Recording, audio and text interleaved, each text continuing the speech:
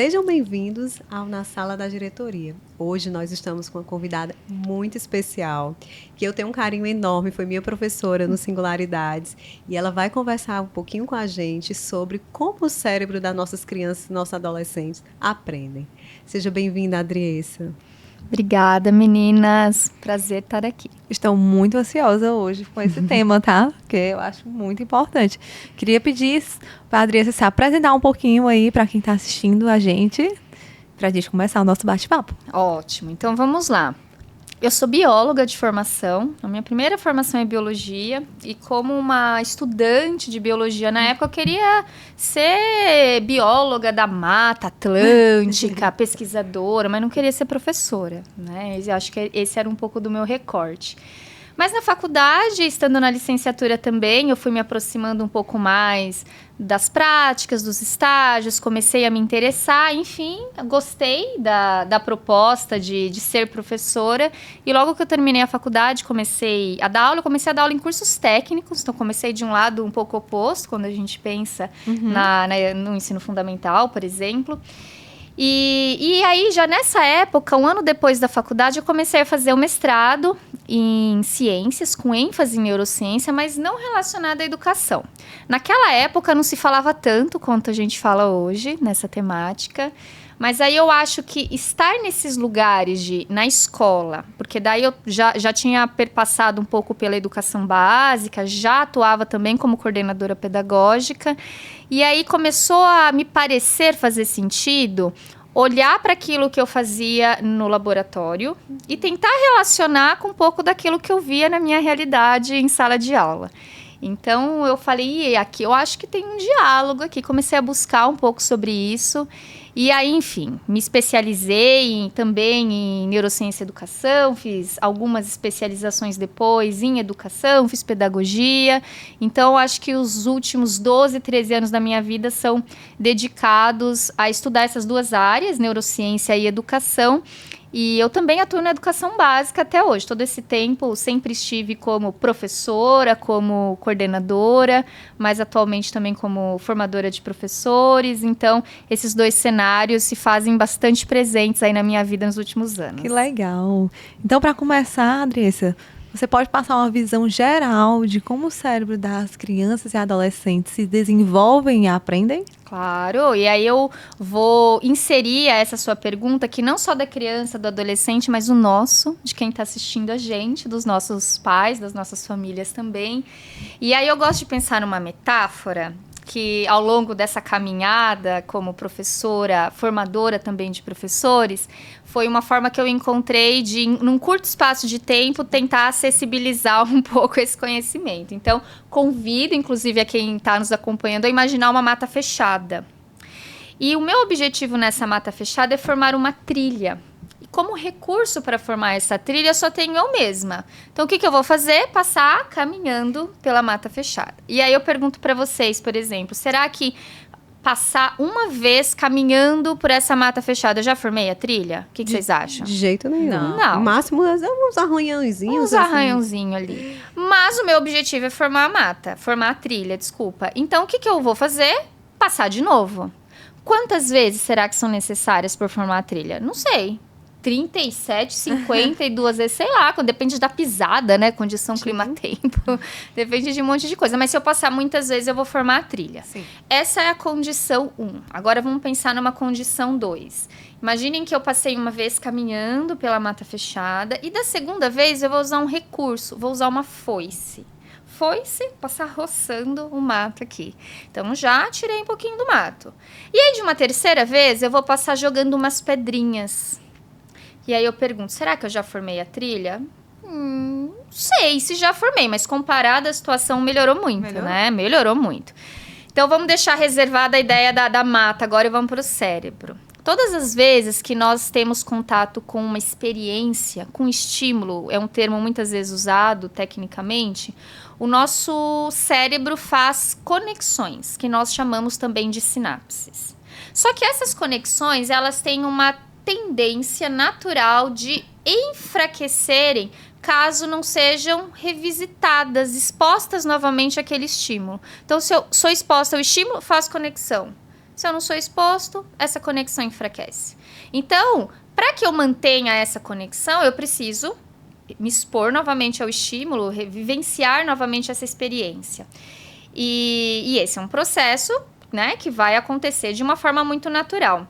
Um exemplo até que a gente pode pensar é dentro da sala de aula, quando a gente está numa aula e está todo mundo muito empolgado ali, aí você pergunta, todo mundo participa, e aí a gente vai pro intervalo, volta, você pergunta um negócio, parece que ninguém lembra mais nada, não é? Isso já aconteceu, né? É uma coisa comum, inclusive. A gente pensa, como é que pode, né? Porque essa sinapse, essa conexão, ela enfraquece. Mas, aí, abrir e fechar um parênteses importante. Uma conexão, uma sinapse forte, ela é um passo importante para a formação de memória que tem relação com a aprendizagem. Memória. A consolidação daquilo. Isso, perfeito. A memória não é a mesma coisa que a aprendizagem, mas ela é importante para. Então, para eu deixar essa sinapse forte, eu preciso revisitar o estímulo. Como? Nós estamos sendo gravadas aqui. Andressa, quero aprender isso. Você pode ficar me ouvindo 52 vezes. Uma hora, talvez a pessoa entenda, né? Compreenda de tanto que eu repeti. Mas é enfadonho, é cansativo. Sim. Mas e se eu diversificar as estratégias? E se tô ouvindo podcast, deixa eu ler um livro agora, deixa eu fazer um curso, me aprofundar aqui num outro vídeo, conversar com alguém sobre este mesmo assunto, pensar numa outra experiência, ou seja, tô diversificando. Quanto mais eu diversifico as estratégias, mais eu favoreço o fortalecimento dessa sinapse. E fortalecer a sinapse é um outro passo. Então, se eu tenho um estímulo uma vez, eu faço a sinapse, mas ela pode enfraquecer. É a trilha, é o matinho que eu amassei. Agora, para que essa sinapse se mantenha, eu preciso fortalecer. Como? Revisitando as práticas. E tem um terceiro passo, que é muito importante, que daqui a pouco a gente fala mais sobre ele, que é o que de fato vai fazer essa conexão, essa sinapse virar uma memória, que é a fase de consolidação, que acontece no sono. Então, por isso que eu gosto de pensar que, como que o cérebro aprende? Amassando o mato. Porque quanto mais eu diversifico as experiências, mais eu revisito o estímulo, mais eu favoreço. Por isso que para professor e famílias também que estão nos assistindo, a gente diz que aula dada não é aula aprendida, né, Manu? É verdade. Porque eu preciso, é meu trabalho enquanto professora, enquanto família, revisitar esses estímulos. Às vezes, a gente, enquanto família, se coloca numa situação, eu falo toda hora, ele não entende. Às vezes, o problema tá aí, né? A gente tá falando toda hora do mesmo jeito, da mesma forma. Então, quanto a gente consegue revisitar isso também? Então, o cérebro aprende assim, de forma muito simplista, amassando mata. E quais, a gente falou agora de um fator que ajuda muito na questão do aprendizado, do desenvolvimento, que é o sono. Quais outros fatores ambientais podem ajudar, Adriessa, a esse desenvolvimento e a gente ajudar a amassar esse mato? Perfeito. São muitos os fatores, eu vou pontuar alguns deles. Antes disso, acho que é importante ressaltar o valor do sono. Sim. Porque nós discutimos dentro da escola estratégias, práticas, os professores, gestão, sempre muito comprometidos em pensar sobre isso. Mas há alguns fatores que a gente diz, fatores biológicos relacionados à aprendizagem, que são importantes de serem pontuados. Um deles é o sono. Então, durante o sono, é quando estas sinapses elas vão ou não ser consolidadas. Então, acontece um processo muito específico no cérebro, com síntese proteica, enfim, uma coisa bem específica. E fazendo analogia lá do mato, é como se à noite a gente tivesse uns soldados na floresta, que eles vão olhar para aquilo tudo ali e fazer assim, olha, aqui, ó, Manu passou várias vezes, deve ser importante, hein? Deixa ficar. Ih, esse aqui, ó, passou só uma vez, deixa o mato crescer. Então, a noite é um processo muito importante para esse processo de o que fica e o que não fica. Claro que não tão simplista, mas fazendo essa analogia. Então, privar uma pessoa de dormir é privá-la de aprender.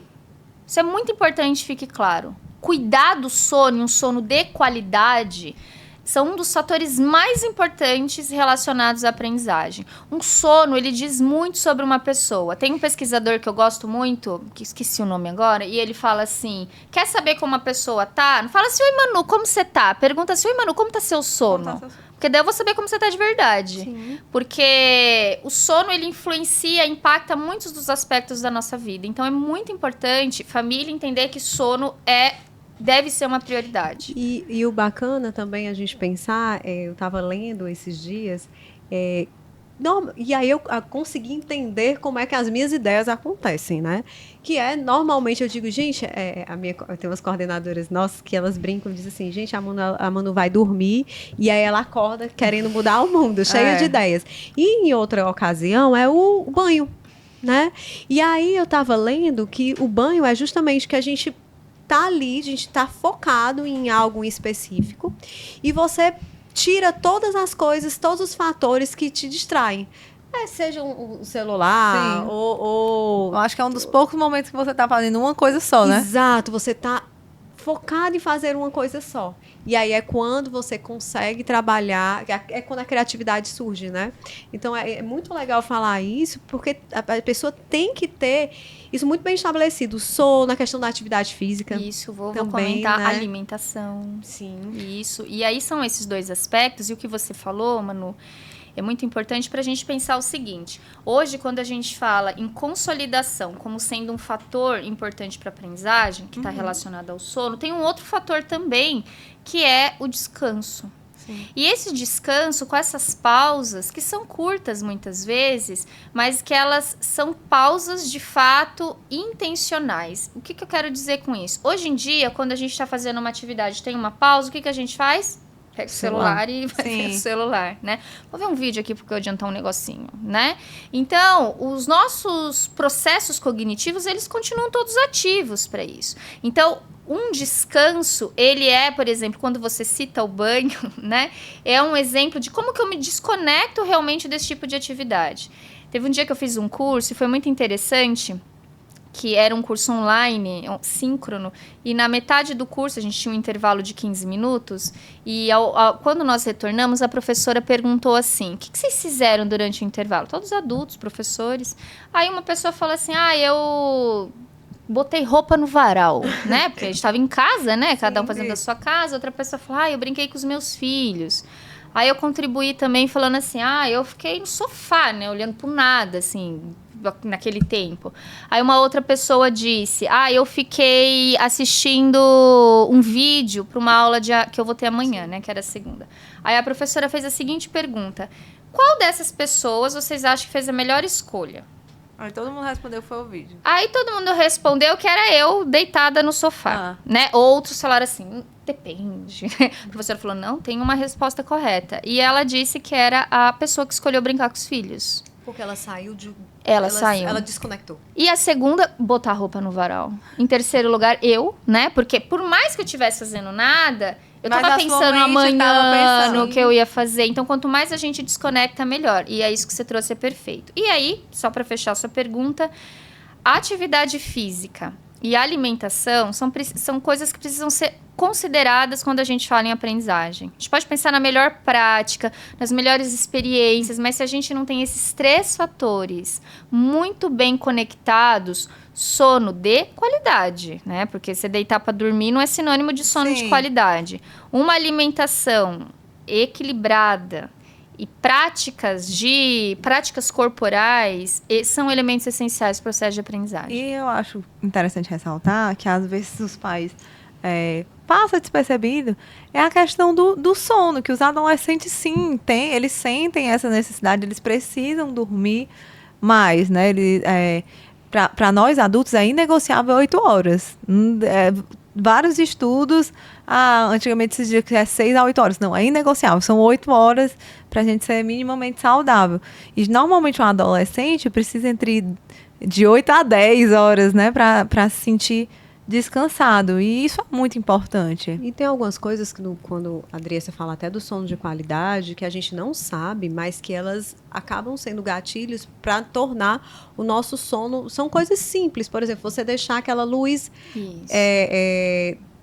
Antigamente a gente dizia aquela luz do receptor, Sim. ou da própria internet, ou do ar-condicionado que está ligado. É importante a gente tampar, né? Porque aquilo ali vai sugando um pouco da nossa energia, também não dormir com qualquer tipo de aparelho ao lado, com desligar, tentar colocar o celular no modo avião, que ali não fique com aquele... Porque por mais que você esteja, você não vai conseguir chegar no sono profundo, né? Se você tiver algum fator que é um distrator, né? E aí é importante pensar, dentro disso, tem um termo, inclusive, que nós usamos, chamado higiene de sono. Aham. Então, dentro dessa hipótese da higiene do sono, é interessante a gente entender o quanto de, no mínimo 2 horas antes de dormir, nós preparemos o nosso corpo para esse momento. Ou seja, menos luzes, né? Até a água mesmo é um negócio pra gente tomar cuidado. Tem pessoas que, eu tomo um chá pra dormir, mas o quanto o chá me dá vontade de ir ao banheiro.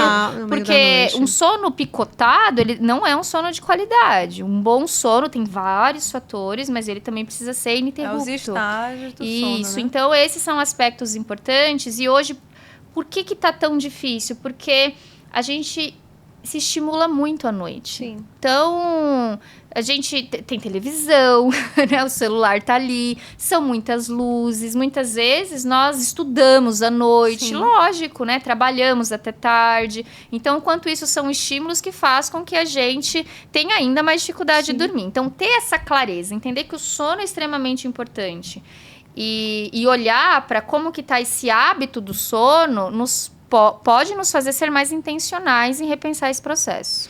Adriessa, nas nossas aulas a gente conversava muito, eu acho muito interessante esse tema para a gente conversar com os pais, né, com as famílias, sobre a questão dos mitos. Acerca de como o nosso cérebro, em crescimento, ele se desenvolve, ele aprende. Vamos contar para as famílias esses mitos? Vamos contar para as famílias esses mitos, inclusive da questão das podas neurais, que às vezes... Principalmente quem gosta muito da educação bilíngue, né? Vê muito essa condição. Então, esclarece pra gente, desvenda esses mitos. Olha, tem muitos. Eu vou eleger alguns aqui e você vai me trazendo. Conta mais Vamos botar 4 mitos. 4 mitos. Vai. Então, vamos lá. Vou começar desse primeiro, que você traz com relação até mesmo, tem relação com a segunda língua, né? Primeiro vou começar com uma pergunta para quem... Professora, né? Não dá conta, tem que perguntar, que é uma interação. Qual é a melhor idade para aprender? Muitas pessoas me fazem essa pergunta. Existe idade certa para aprender? Qual que é a melhor idade para aprender? A resposta é que toda idade é certa para aprender. Toda idade a gente aprende. E por que isso é importante saber? Porque senão não adianta nada a gente estar aqui. Né? Conversando, né? Depois de uma idade a gente fazer cursos, o que vai adiantar, né? Você tem idade certa para aprender. Mas existem alguns momentos do nosso período de desenvolvimento que são mais... Tomar muito cuidado com a palavra que eu vou usar... Favoráveis, propícios, né? E assim, ainda assim, não sei se são as palavras mais adequadas, mas eu vou usar propícios. Para alguns tipos de aprendizagem. Isso não significa que, se eu não aprender aqui, eu não aprendo mais também. Que são algumas das coisas que a gente ouve por aí. Se não aprender até 3 anos de idade, não aprende mais, né? Então, e isso, mentira, mito, né? Carimbo do mito. Isso na ciência, na neurociência, a gente chama de neuromito, inclusive, né? As interpretações equivocadas de dados científicos. Fake news da neurociência. Então, existe sim um período sensível para alguns tipos de aprendizado, e entre eles nós podemos destacar a linguagem. E os primeiros anos de vida são muito favoráveis para isso. Isso significa o quê? Que a exposição a uma segunda, terceira, enfim, língua, nessa fase de desenvolvimento, ela favorece, ela é propícia para este desenvolvimento. Absorvida mais... E aí, até um termo que é interessante da gente pensar. Hoje mesmo eu estava numa aula com um grupo de professores pensando sobre isso, e a gente falou um pouco sobre o uso dessa palavra, né? Que é uma palavra que às vezes faz parte e que ela também pode estar associada a um mito. A gente não absorve. Porque quando a gente pensa em absorver, nos faz ter a ideia de esponja, né? Outro mito, criança tem um cérebro esponja. Não, porque senão parece que só de estar exposto está acontecendo. E não é sobre isso. A gente precisa pensar que o cérebro da criança, ele tem mais facilidade, ele é mais apto para alguns tipos de aprendizagem, mas não quer dizer também... A analogia da esponja, ela vem um pouco em relação a isso também. Então, voltando aqui, existe idade certa para aprender, toda idade, né? Para complementar aqui. E sim, nós aprendemos ao longo de toda a vida, então falar que nós aprendemos nos primeiros anos só não. Mas, sim, é verdade que o aprendizado de uma língua adicional é mais favorável nesses primeiros anos, o que não é sinônimo de dizer que eu não posso aprender depois. Sim. Fica mais difícil? Fica mais difícil. Sim, em alguns casos fica mais difícil. A gente tem toda uma questão de um aparelho fonador que já se desenvolveu. Então, até quando a gente pensa ali na pronúncia de algumas palavras, isso pode ficar um pouco mais distante da língua nativa. E aí tem as discussões bilíngues, né? Que eu não vou. Que daí eu não sou especialista na área. Mas é interessante. Outro mito. Meninos são melhores em matemática do que as meninas. É um mito. Eu discordo. É um mito, eu discordo. Mas você sabe o que é interessante da gente pensar? Que socialmente parece que os meninos são melhores em matemática do que as meninas mesmo. Opa! Socialmente, se a gente vai ver na minha geração, os meus professores de matemática eram homens e as professoras de português eram mulheres. Sim. A quantidade de engenheiros era muito maior do que de mulheres engenheiras ou que trabalhavam com tecnologia. Mas, biologicamente, não há diferença nesses cérebros. Ambos estão aptos para o aprendizado lógico-matemático. Mas, e aqui, além de carimbar o mito, eu vou trazer uma informação importante da neurociência. Nós somos resultado da nossa biologia e do meio no qual nós estamos inseridos. Então, isso já nos coloca o porquê que socialmente a gente pode ver meninos melhores em matemática do que meninas. Porque as experiências para os meninos, desde muito pequenos, oportunizam ele a pensar mais sobre esses processos lógico-matemáticos e questões relacionadas. A estratégia do futebol. Então... Que é o esporte... Exato. Assim, é um esporte masculino em sua... Perfeito. Majoritariamente, né? Mas é mito. Então, isso já nos empodera a entender que menino e menina têm as mesmas oportunidades do ponto de vista biológico. Por favor, né? A gente teve aqui 3 mitos até agora. O primeiro, que o cérebro ele aprende em qualquer idade. O segundo, que o cérebro de criança não é esponjinha. Ele tem, sim, uma facilidade. Nunca mais vamos dizer criança que nem esponja. Nunca mais. E a gente fala muito isso. Fala, muito comum, mas vamos tentar tirar isso do nosso vocabulário. E o terceiro, que seria... que meninos e meninas aprendem matemática igual. Exatamente, que aí é um mito verdadeiro. Na verdade, é a verdade. Meninos e meninas aprendem igualmente a matemática. E o quarto? Nossa, que seleção que eu faço aqui? Vou escolher um que ele é muito disseminado aí também, de repente eu dou um de bônus. Que é o do cérebro direito, criativo, e do cérebro esquerdo, mais lógico, Sim. né? Então, isso é interessante da gente pensar, porque às vezes tem até materiais disponíveis para a gente investir, que falam... Quer se tornar mais criativo, atividades para desenvolver seu lado direito. E por que isso é um mito? Primeiro... Nós temos um encéfalo, o nome do todo, o cérebro uma parte, né? Que a gente comumente vai chamando de cérebro, que é um termo mais acessível. E o nosso cérebro, então, esse nosso encéfalo, ele tem partes que são responsáveis por algumas funções específicas. Por exemplo, uma parte do nosso lado esquerdo é responsável pelo processamento da linguagem. Sim. É do lado esquerdo, não tem essas áreas do lado direito. Mas sem o lado direito, eu também não desenvolvo linguagem. Isso significa o quê? Que embora exista alguma setorização para algumas áreas do cérebro e funções, ela depende do cérebro todo para funcionar. Para ter aquela função. Então, falar que criatividade é só de um lado, né? E lógico, o pensamento lógico é de outro, é um mito. Eu vou dar a quinta de bônus, porque essa é muito importante. Isso é para os professores também que nos assistem, e para os pais também é bacana pensar nisso. que é o mito dos estilos de aprendizagem. Não sei se deveria falar, talvez um pouco polêmico. Sabe aquela história assim, eu sou mais visual. Sim. Eu sou mais sinestésica, eu mais auditiva. É um neuromito. Não existe nenhum respaldo científico que valide esses estilos como propostas, né, como estratégias de aprendizagem. E é uma das coisas talvez que mais dissemine nas escolas. Com certeza. Porque, olha só que bonito falar que eu tô entrando na sala, vou fazer um teste, entender o perfil da minha turma e pensar em atividades personalizadas para cada um. Sim. Mas, para este cérebro que aprende amassando o mato, lembra que quanto mais estratégias diferentes, mais eu favoreço a formação dessa trilha. Então, quando eu favoreço um canal de estímulo... Eu só estou estimulando de uma forma. Só estou estimulando de uma forma. Então, os estilos de aprendizagem, eles são muito reconhecidos, muito disseminados. E, às vezes, em casa, pode ser que a gente fale isso. Você é mais visual, menino, né? Vai ler mais. E não, quanto mais a gente oportuniza. E essa é uma palavra importante para tudo. Oportunidade. Quanto mais a gente dá diferentes oportunidades com diferentes estratégias, mais a gente favorece esse cérebro que aprende. Adriana, falando em oportunidade, dá dicas aqui pra gente de como os pais podem criar um ambiente que seja estimulante, propício para o desenvolvimento cognitivo no dia a dia das crianças. Tá, é uma pergunta complexa, né? Para responder assim, mas vamos lá.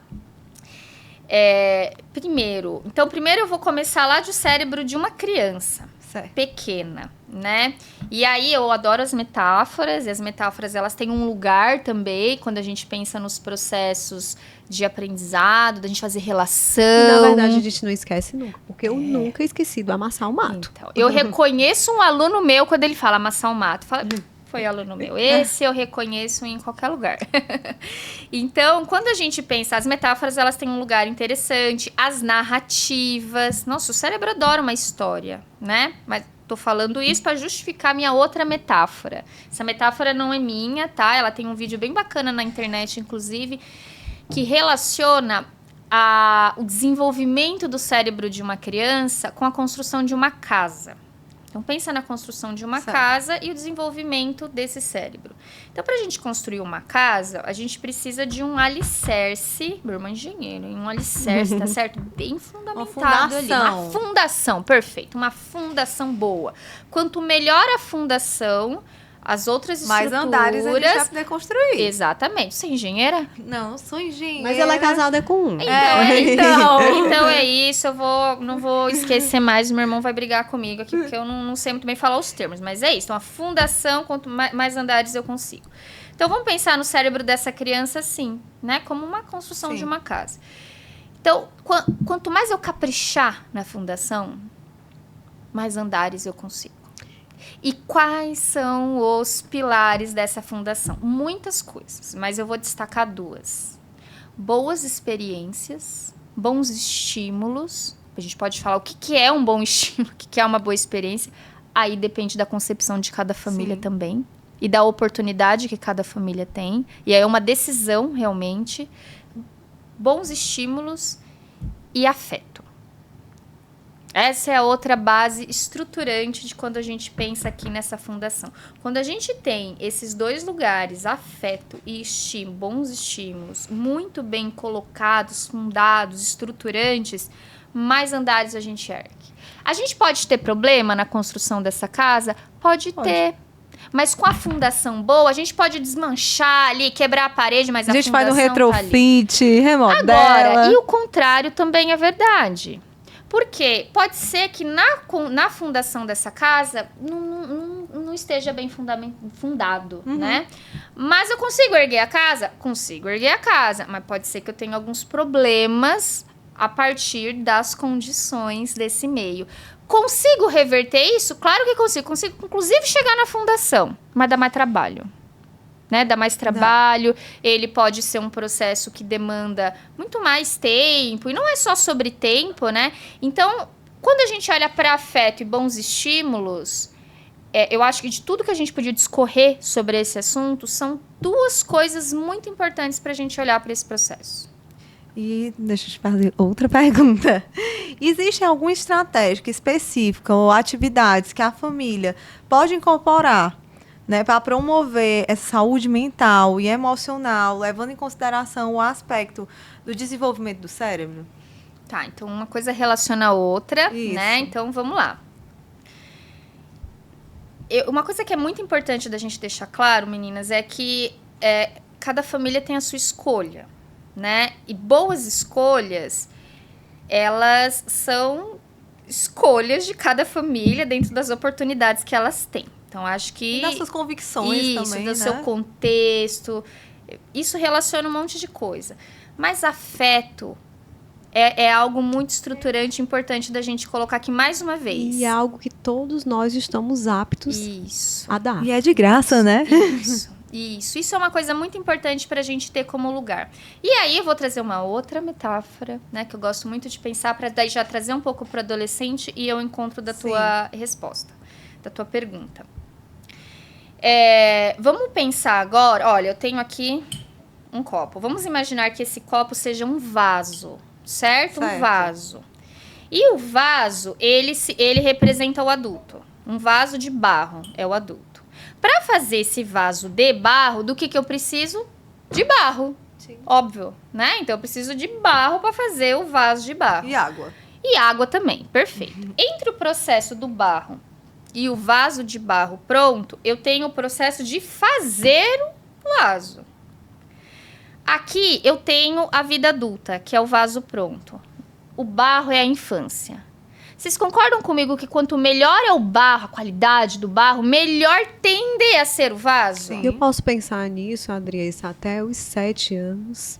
Eu acho que seria a fundação, seria o processo da construção do barro. Olha, pensar em faixas etárias fechadas, ele dentro desses estudos pode ser eu tenho receio às vezes de falar até aqui é uma idade, Sim, para não colocar em caixinhas. Para não colocar em caixinha, mas a primeira infância 6, 7 anos é uma idade importante. Mas lembra que o cérebro nós aprendemos durante todo o tempo. Toda. Então, todo tempo a gente está modelando o tal do vaso também. Então, dentro do barro, que é a criança, e do adulto, que é o vaso pronto, eu tenho um processo no meio que é fazer o vaso. Esse processo aqui de modelar, sabe, Ghost? Sim. Pegar a referência, né? Tem gente que não vai entender, eu não vou dar referência, vou ter que buscar. Então, esse processo aqui de oleiro, sabe, de fazer o vaso, é a adolescência. E muitas vezes a gente não olha para essa fase do desenvolvimento com a lente que ela necessita. Porque a gente fundou lá, tá bem fundado, e teve afeto, e teve boas experiências. Aí o menino cresce, nem na reunião a gente vai mais. Sim. Verdade. Não é? Quanto mais a gente vê o ensino médio, parece que menos os pais estão vindo pra escola. Você falou de ghost, e aí eu brinco que lá na escola os pais dos adolescentes é meio ghost, porque a gente não consegue mais ter tanto acesso, né? Quando a gente quer resolver as coisas, isso é uma coisa que a gente prega muito, a autonomia dos meninos. Perfeito. A gente resolve com eles, mas às vezes a gente quer trazer esse pai para mais perto. Isso. E aí, tô trazendo isso para responder a tua pergunta, para dizer o quê? Que a gente precisa, quais são boas práticas? Quais são sugestões? Afeto, vou insistir nisso. Eu vou insistir em oportunizar boas experiências. Então, para algumas pessoas pode ser ir ao teatro, ir ao museu. Para outras é tempo de qualidade mesmo, sabe? Eu não tenho acesso a essas coisas, mas o quanto eu consigo, no tempo em que eu estou com o meu filho, estar com o meu filho. Fato. Estar de fato com ele. Claro que quanto mais acesso, tem vários estudos que vão colocar isso pra gente, a cultura, diferentes ambientes, óbvio que isso é excelente. Mas o quanto estar presente também nesses lugares se faz importante. Então, quando eu tô em casa e eu tô brincando com meu filho, eu tô fazendo o quê de verdade? Então, esse é um outro aspecto. E quando a gente olha para a adolescência, que eu faço questão de pontuar aqui também, para a gente não esquecer desse momento de desenvolvimento, o adolescente, ele precisa de limites claros. Limites claros. E aí, é importante também a família ter clareza de que você precisa ter amizade com o seu filho, mas antes da amizade você é pai, você é mãe, exato. você é o responsável cuidador. Então, os limites são dados por você. Então, isso é extremamente importante quando a gente pensa nesse cérebro em desenvolvimento do adolescente também. E estar perto, junto, permitir o diálogo, mesmo que ele não fale nada. Então, isso é um aspecto muito importante. O adolescente, ele vai crescendo e ele tá ali, né? Parece que ele tá num outro mundo, ele se afasta de você. E aí, como foi? Legal, né? Tudo é legal, tudo tá bom. Às vezes, acho que a gente tem que tentar se conectar, até conversar de um assunto que eles se interessem. E foi muito legal esse ponto que você tocou na questão deles, de que os adolescentes, na verdade, toda criança, todo adolescente, todo relacionamento, ele precisa de regras claras, porque a gente tem que ter muito cuidado ao não confundir a amizade com permissividade. Exatamente. Né? Porque a gente pode ser que a gente crie um adolescente, uma criança, que ela não consiga, que ela fique perdida. Porque ela não sabe quais os limites, ela não sabe.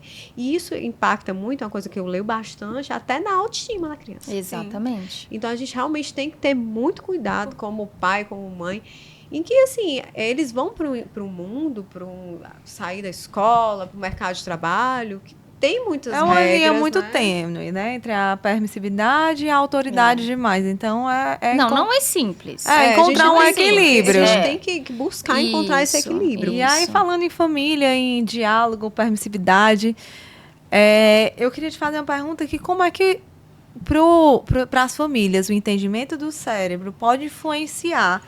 Porque para essa abordagem dos pais em relação à educação e essa resolução de conflitos familiares. Tá.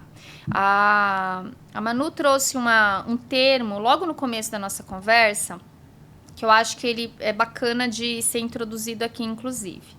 Durante o nosso processo de desenvolvimento, então imagina que nós estamos aqui em contato com, né, experiências, estímulo, nosso cérebro está fazendo sinapse, né?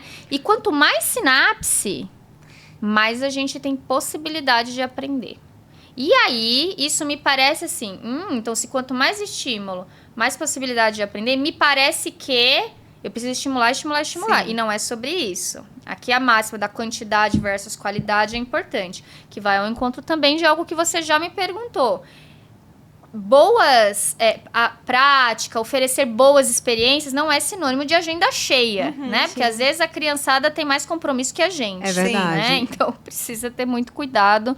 O momento do banho, né? O momento desse, hoje falam onhoço, enfim, mas esse momento do não fazer nada, ele é extremamente importante na agenda de todos nós, imagina da criança. Então quando a gente olha para isso, nós temos dentro do nosso período de desenvolvimento alguns momentos, que eu não vou nem falar um pouco de faixa etária, mais ou menos nessa idade pra gente não encaixotar, né? Mas a gente tem alguns momentos de desenvolvimento no qual há uma seleção das sinapses, das conexões que foram mais utilizadas até então na vida desse indivíduo. Então, aquelas que foram mais usadas, ficam. Aquelas que foram menos utilizadas são enfraquecidas. A esse processo a gente dá o nome de poda neural ou poda sináptica. E por que é importante? Eu acho que aqui é um bom lugar da gente trazer isso. Porque, assim, pra mim, eu sou suspeita, eu sou apaixonada por isso.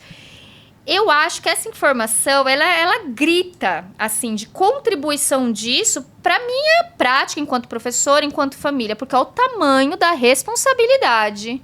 Porque o cérebro de uma pessoa, ele é moldado a partir das experiências. A gente chama isso de neuroplasticidade. Essa mudança ao longo do nosso cérebro, a partir das experiências. Só que a gente tem alguns marcos, alguns momentos em que a gente poda. A gente seleciona o que fica e o que vai. Sim. E o que fica e o que vai? Eu não tenho a menor ideia. Depende do que ele foi exposto. Eu não tenho a menor ideia. O que foi importante, né? Isso. O que foi importante? Com qual constância? Com qual quantidade mesmo, nesse caso, versus qualidade, porque a repetição, ela também é um fator importante, é que a gente precisa tomar muito cuidado quando a gente pensa sobre isso hoje, né? Mas a prática de um esporte, né? Eu revisito muitas vezes o mesmo estímulo, enfim. Então, tudo isso está relacionado no momento da poda. Então, olha só o tamanho da responsabilidade, que imagina um bebê ainda dentro da barriga da mãe, nos primeiros meses, anos de vida, eu estou impactando diretamente o cérebro desse indivíduo, desse sujeito. E no momento da poda, vai selecionar o que fica e o que vai. Isso é job nosso, ter intencionalidade nisso. Então, para mim, uma das grandes contribuições, falando assim, super tecnicamente, inclusive, é me chamar um tamanho de responsabilidade, de pensar que experiências são essas que eu estou oportunizando. Além de outras que a gente já comentou. A gente sabe que o afeto é importante e tudo mais, mas como? Tem vários estudos que vão mostrar pra gente, por exemplo, que quando a gente tem um trauma físico na cabeça, vou colocar na cabeça, né? Você tem uma pancada, alguma coisa, o nosso corpo, ele produz substâncias específicas que sinalizam esse trauma, porque a gente teve um trauma físico. Sim. Já há vários estudos que nos contam que quando a gente tem um trauma psicológico, emocional, nós produzimos substâncias semelhantes. Então, o efeito disso no nosso corpo, ele é semelhante. Então, a gente precisa olhar para isso e ter clareza do tamanho da responsabilidade que a gente tem. Sim. Ao ter crianças pequenas, adolescentes, pares, de fato, né? E pensar realmente em que experiências são essas. Andressa, a gente infelizmente está chegando ao finalzinho da nossa... rápido, gente! Muito Rápido. Foi muito ao rápido. Finalzinho da nossa conversa. E assim, essa última pergunta, ela vai casar muito com a última pergunta que eu tenho para fazer para você, que é, qual a mensagem? Uma mensagem, assim, final, que você pudesse falar para quem está nos assistindo, de como é que eu, responsável por alguma criança, nós como famílias, o que a gente pode fazer, né, para ajudar, para ter essa responsabilidade muito bem estabelecida no desenvolvimento do cérebro das nossas crianças e adolescentes. Então, é quase com recapitular a aula, né? Como professora, pensando no... É o fechamento. É o fechamento. Então, mas eu vou responder isso com algo que, para mim, eu também só vou revisitar o que eu já disse. A gente precisa ter muito cuidado com o sono. A gente precisa ter muito cuidado com a alimentação. A gente precisa ter muito cuidado com essa prática de atividades, realmente. A gente precisa ser intencional no oferecimento dessas boas experiências, que cabe a cada contexto familiar. E, certamente, para mim, a mensagem final é investir no afeto. E quando a gente entende o afeto do afetar. O afetar é atravessar o outro. Atravessar o outro. Então, como que eu atravesso o outro? Eu atravesso o outro como eu me importo verdadeiramente com esse outro. Então, isso para professores, dentro da escola... A gente usa uma palavra que eu gosto muito de usar, que é a empatia. Isso. E a empatia, eu diria que até... A empatia, tem alguns autores que vão definir algumas formas de empatia, e eu gosto muito da proposta da preocupação empática, né? Porque empatia eu me coloco no lugar do outro. Agora, a preocupação empática é como que eu ajo a partir daquilo que eu me preocupei, daquilo que eu me coloquei no lugar do outro. Então, acho que a mensagem final é investir no afeto, porque o afeto, como vocês colocaram também, ele é algo que a gente pode dar, né? Ele é livre. Ele é livre. Ele é livre nesse sentido. Ele não vai ter uma condição socioeconômica que vai me... Todo mundo que vai pode afetar exatamente. alguém. E o afetar o outro é esse... Claro, a gente pode trazer várias definições, mas esse importar-se, atravessar o outro intencionalmente. Então, acho que essa é uma das mensagens enquanto família... Eu acho que é importante a gente ter clareza que... Eu acredito muito que as famílias, elas, mesmo quando erram, tentam acertar, né? Verdade. Obviamente, elas erram e elas vão errar, mas é tentando acertar. Então, dentro desses erros e acertos, acho que um outro lugar também que é importante, poderia ter perpassado um pouco as nossas falas, é que eu sei que é difícil, né, enquanto família, mas é permitir que haja frustração, né? Com certeza. Permitir que os sentimentos de... A gente não controla a emoção. A gente aprende a identificar e a lidar com essas emoções. E a gente só aprende isso sentindo a emoção. A gente não preenche um livro escrito que é raiva, né? A gente precisa estar nisso. Exato. E deixar as nossas crianças e adolescentes sentirem. Isso. E eles se permitirem e a gente orientar como eles vão lidar com e a esses gente sentimentos, assiste né? esse processo de pertinho. Então, acho que essa é a mensagem. E também eu acho que, finalizando, dizer para as famílias que estejam juntos na Isso. construção dessa trilha. Exatamente. Não amassar o Vamos mato com amassar o eles. mato Vamos juntos. E para que a gente consiga estar apto a educar nossas crianças, a gente já precisa amassar muito mato. Muito Então, assim, mato. procurem informação, conversem. Eu acho Assistam os podcasts. Assistam os podcasts. E é isso, acho que a gente vai aprendendo uns com os outros. Hoje, assim, saio muito diferente do que eu entrei na nossa conversa. Muito obrigada por toda a oportunidade, não só hoje, mas em todo o convívio que eu tive, a oportunidade. grande prazer. Foi um grande prazer. Obrigada, o prazer é todo meu e estou sempre aqui. Um prazer falar com vocês. Vamos amassar o mato. Obrigada. Vamos amassar o É mato. isso. Obrigada.